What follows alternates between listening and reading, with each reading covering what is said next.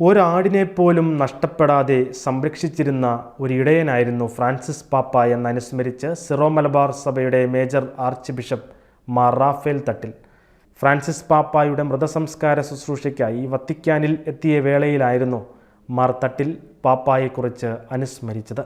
So, Major Archbishop, I would like to ask you if you have any personal memories or you've had any personal encounters with Pope Francis, if you'd like to share with us. If I were an artist. ഞാനൊരു കലാകാരനായിരുന്നെങ്കിൽ നഷ്ടപ്പെട്ട ആടിനെയും തോളിൽ വഹിച്ചു കൊണ്ടുവരുന്ന Francis പാപ്പായുടെ മനോഹരമായ ചിത്രങ്ങൾ ഞാൻ വരയ്ക്കും.